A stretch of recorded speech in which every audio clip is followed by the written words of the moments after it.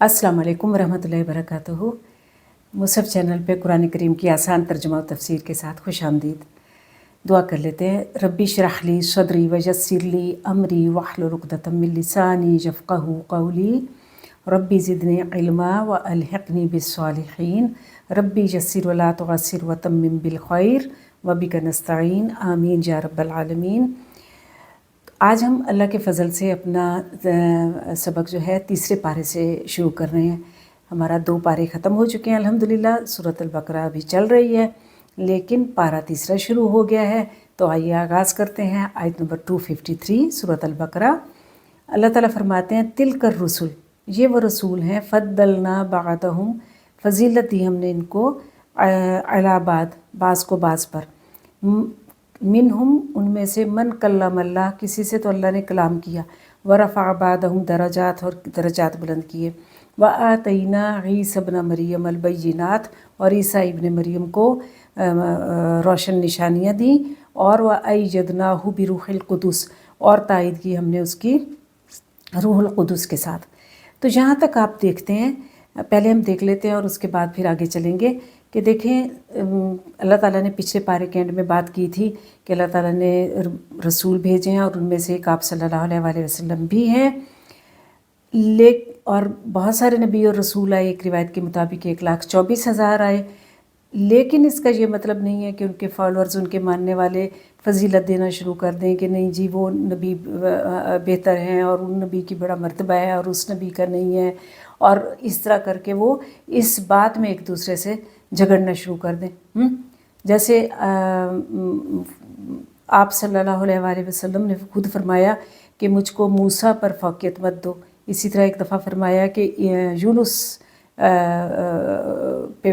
अलैहिस्सलाम पे मुझे फ़ौक़ियत ना दो।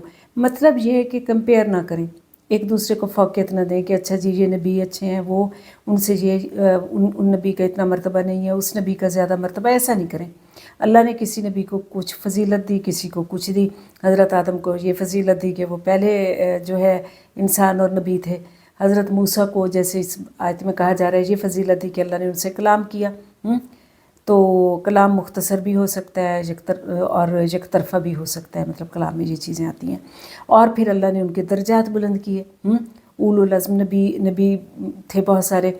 फिर अल्लाह ताला ने, आप देखें कि ईसा इब्न मरियम, चले वो मूसा अलैहिस्सलाम का तो ये है ना कि अल्लाह ताला ने मूसा अलैहिस्सलाम से भी और नबी करीम सल्लल्लाहु अलैहि वसल्लम से भी, दोनों से कलाम किया था, ठीक। लेकिन वरना अल्लाह ताला फ़रिश्तों के ज़रिए कलाम करते थे बाकी नबियों से। लेकिन ईसा इब्न मरियम जो हैं, उनको अल्लाह ने बहुत सी बय्यिनात दी, यानी रोशन निशानियाँ दी, खुले मुअज्ज़े दिए। मुर्दों को ज़िंदा कर देना, अब कोढ़ी को दुरुस्त कर देना, अंधों को, पैदाइशी अंधों को देखने वाला बना देना। तो बहुत सारे उनके मुअज्ज़ात थे कि मिट्टी के उसमें परिंदों में फूंक मारनी और वो उड़ने लगते थे बेइज़्निल्लाह।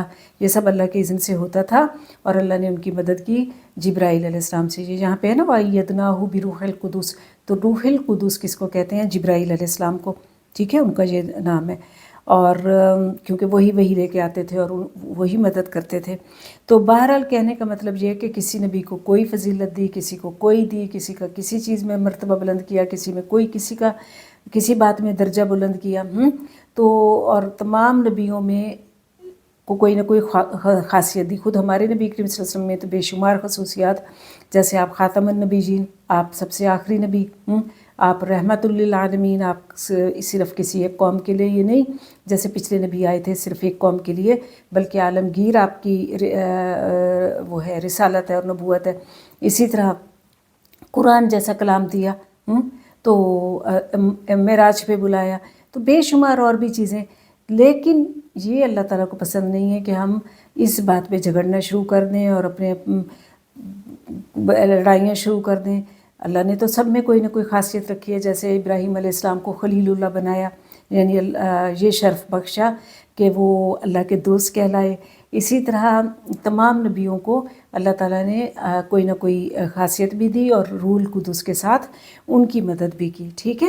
اور اس کا یہ مطلب نہیں کہ ان کی امتیں اب آپس میں لڑنا شروع کر دیں اور مقابلہ بازی شروع کر دیں اور کہنا شروع کر دیں کہ سب سے اعلیٰ و اعلیٰ ہمارا نبی۔ بے شک ہم یہ کہہ بھی سکتے ہیں کیونکہ نبی کریم صلی اللہ علیہ وسلم کی خصوصیات بے شمار ہیں، لیکن پھر بھی تمام نبی کیا ہے، مکرم ہیں، قابل عزت ہیں، قابل احترام ہیں، ٹھیک ہے۔ اور وَلَوْ شَاءَ اللَّهُ مَا اقْتَتَلُوا، اور اگر اللہ چاہتا تو نہ وہ باہم لڑتے جیسے کہ لڑائیاں ہو رہی ہیں۔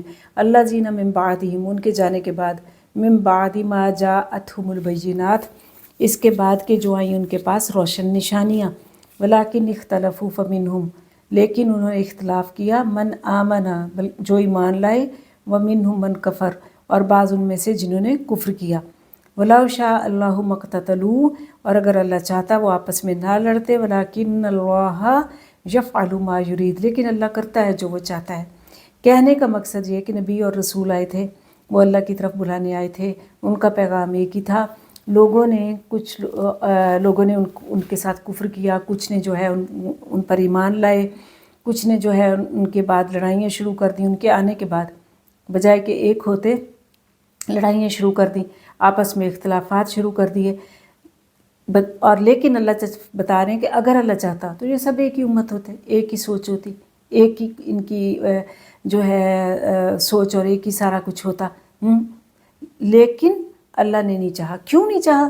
اس کی وجہ یہ ہے کہ اللہ تعالیٰ نے انسان کو آزادی اختیار دی ہے، فریڈم آف سپیچ اور ایکشن دی ہے، جو چاہیں وہ کریں۔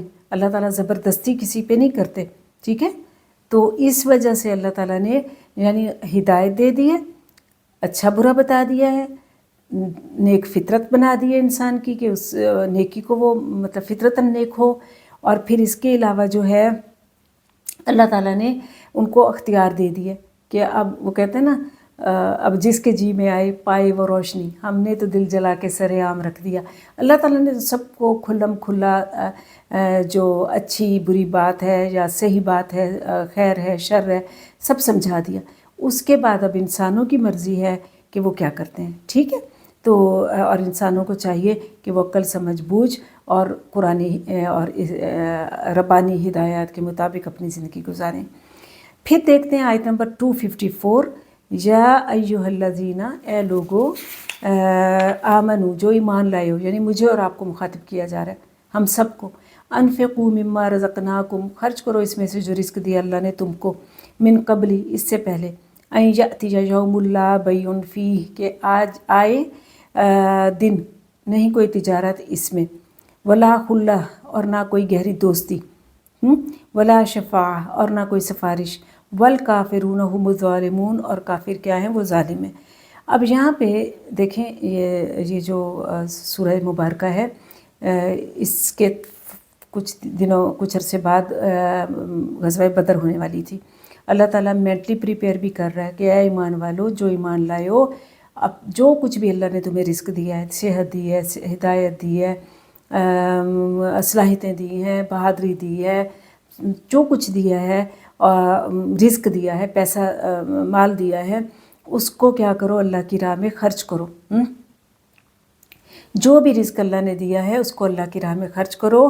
کیوں؟ کیونکہ یہ اس دن کام آئے گا یہ صدقہ جس دن اور کچھ کام نہیں آئے گا، نہ کوئی تجارت، نہ کوئی گہری دوستیاں، نہ کوئی سفارشیں۔ اور تو یہ دیکھیں آپ کہ اس سے پہلے آپ 2 سے 3 مرتبہ یہ آیات پڑھ چکی ہیں پہلے پارے میں ہی پڑھ چکے ہیں کہ جس دن کوئی جو ہے سفارش قبول نہیں کی جائے گی، بلکہ 2 دفعہ پڑھ چکے ہیں کہ کچھ کام نہیں آئے گا، اور تیسری دفعہ آگے آپ اسی صورت میں آیت الکرسی میں پڑھیں گے کہ سفارش کا کیا مفہوم ہے، ٹھیک ہے۔ تو یہاں ہلکی سی بات کر لیتے ہیں۔ آپ دیکھیں دنیا میں اگر کوئی انسان کسی مشکل میں پھنستا ہے تو اس کو کیا آسرا ہوتا ہے کہ کنبہ قبیلہ ہے، خاندان ہے، اولاد ہے، ذات برادری ہے، لوگ ہیں۔ اگر کسی نے اللہ نہ کرے اغوا کر لیا ہے یا کوئی مسئلہ آ گیا ہے، چلو سب مل جل کے جو ہے اس کو چھڑا لیں گے، یا اس کی کوئی مدد کر دیں گے، یا دوست احباب ہیں، یا پھر کوئی نہ کوئی دوستیاں ہیں کام آ جائیں گی، یا سفارش کام آ جائے گی۔ شفا کہتے ہیں جوڑ کو، یعنی کوئی نہ کوئی سفارش کام آ جائے گی، کوئی بڑا آدمی، کوئی بڑے عہدے پہ کوئی ملنے جلنے والا جس کا بڑا اثر و رسوخ ہو، اس سے سفارش کرا دی جاتی ہے اور جان چھوٹ جاتی ہے اگر انسان کسی مشکل میں ہے، یا روپے پیسے سے مال سے جان چھڑا وہ کی جاتی ہے۔ لیکن مسئلہ یہ ہے کہ یہاں تو کچھ بھی کام نہیں آئے گا،